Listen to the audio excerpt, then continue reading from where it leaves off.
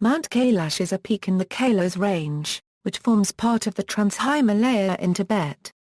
It lies near the source of some of the longest rivers in Asia, the Indus River, the Sutlej River, the Brahmaputra River, and the Karnali River. It is considered a sacred place in four religions, bar paragraph N, Buddhism, Hinduism and Jainism. The mountain lies near Lake Manasarovar and Lake Rakshastal in Tibet. Nomenclature, orthography and etymology. The mountain is known as Kailāsa in Sanskrit. The word may be derived from the word Kailāsa, which means crystal. In his Tibetan English dictionary, Chandran identifies the entry for Kailash, which is a loan word from Sanskrit Kailāsa. The Tibetan name for the mountain is Gangrinboqī. Gangs or Kang is the Tibetan word for snow peak analogous to Alp or Himal. Rinpoche is an honorific meaning precious one, so the combined term can be translated precious jewel of snows. Tibetan Buddhists call it Kangrinboqī, precious snow mountain. Bon texts have many names: water's flower, mountain of sea water, nine-stacked swastika mountain. For Hindus, it is the home of the mountain god Shiva and a symbol of his power symbol Om. For Jains it is where their first leader was enlightened. For Buddhists, the navel of the universe. And for adherents of Bon, the abode of the sky goddess Apaman. Another local name for the mountain is Tisa Copyright Mountain, which derives from TTSE in the Xiangtsung language, meaning water peak, or river peak, connoting the mountain's status as the source of the mythical lion, horse, peacock and elephant rivers, and in fact the Indus, Yarlung Tsongpo Brahmaputra, Karnali and Sutlej all begin in the Kailash Lake Manasarovar region. Religious significance. In Hinduism, according to Hinduism, Lord Shiva, the destroyer of ignorance and illusion, resides at the summit of a legendary mountain named Kailas, where he sits in a state of perpetual meditation along with his wife Parvata.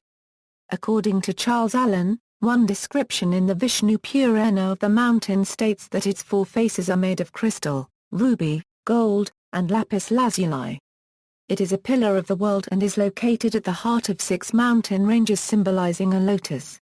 In Jainism, Kailash is also known as Meru Parvat or Sumeru. Ashtapada, the mountain next to Mount Kailash, is the site where the first Jain Tirthankara, Rishabhadeva, attained nirvana moksha. In Buddhism, Tantric Buddhists believe that Mount Kailash is the home of the Buddha Demchok, who represents supreme bliss. There are numerous sites in the region associated with Guru Rinpoche, whose tantric practices in holy sites around Tibet are credited with finally establishing Buddhism as the main religion of the country in the 7th–8th century CE.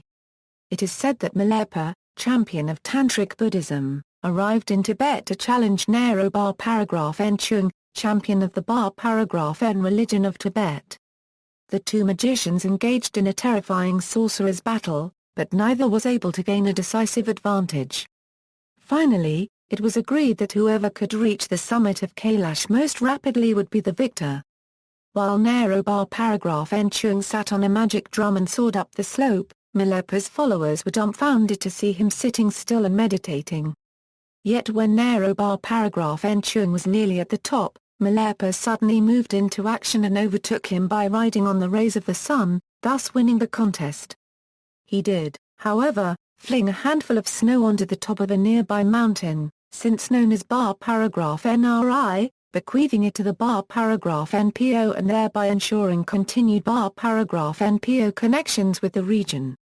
In Bar Paragraph N, the Bar Paragraph N, a religion which predates Buddhism in Tibet, maintain that the entire mystical region and the 9-story swastika mountain are the seat of all spiritual power. Pilgrimage.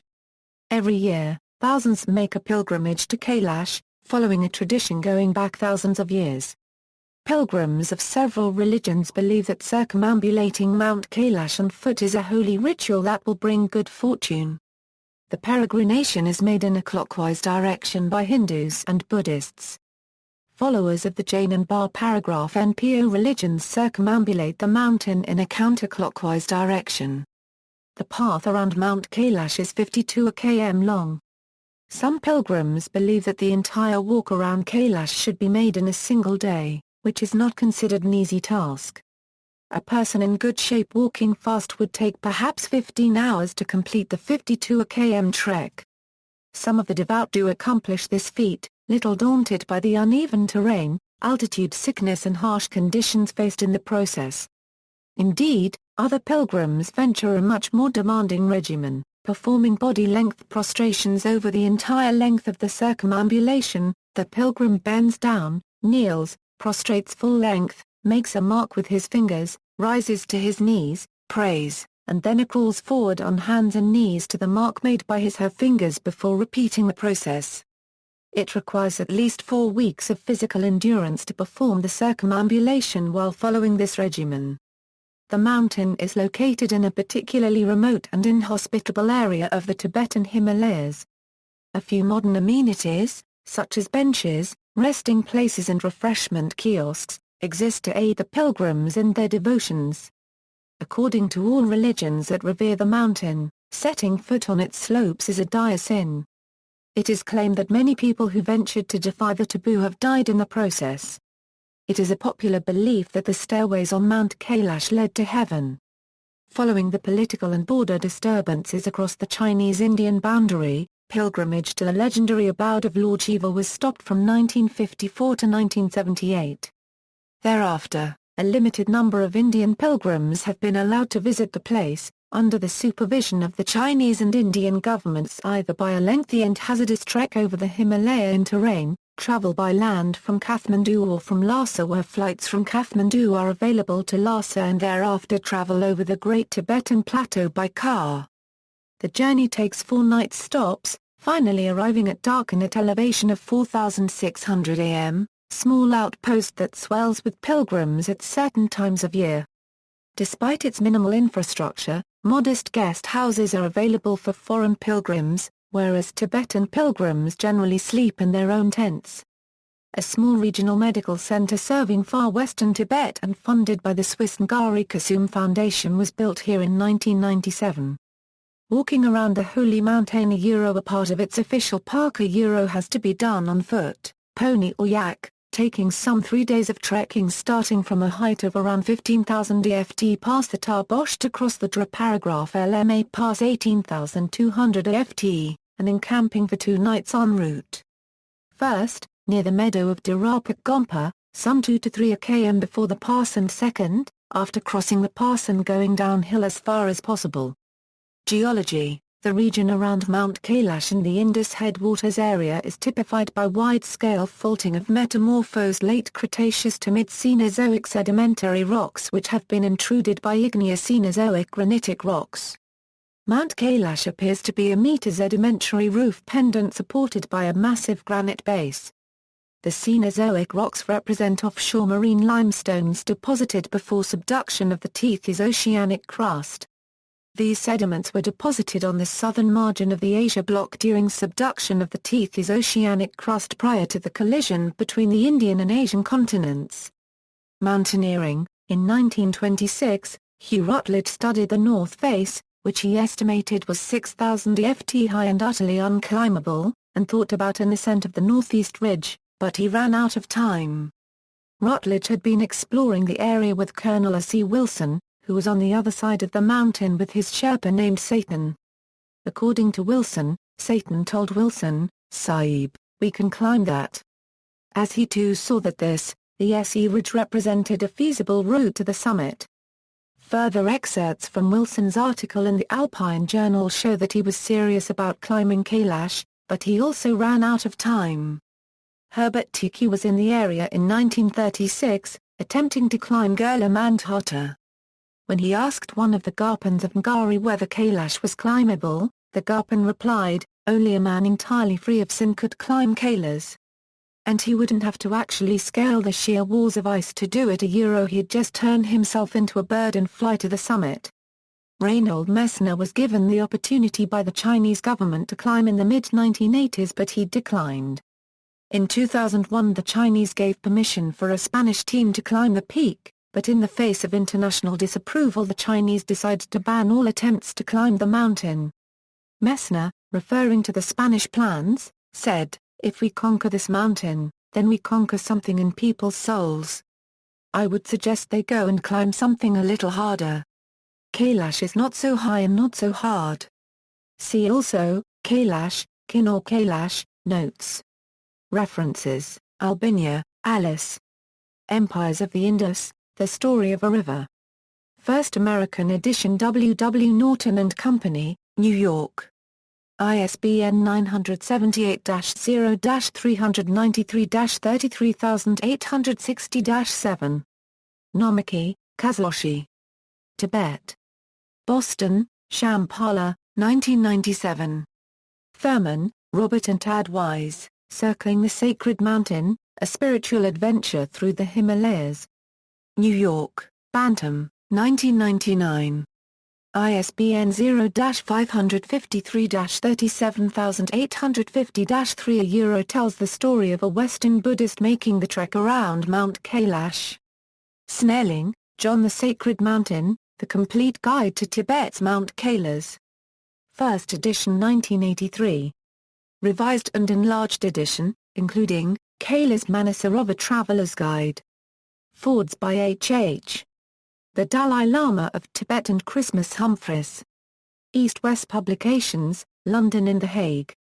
ISBN 0-85692-173-4.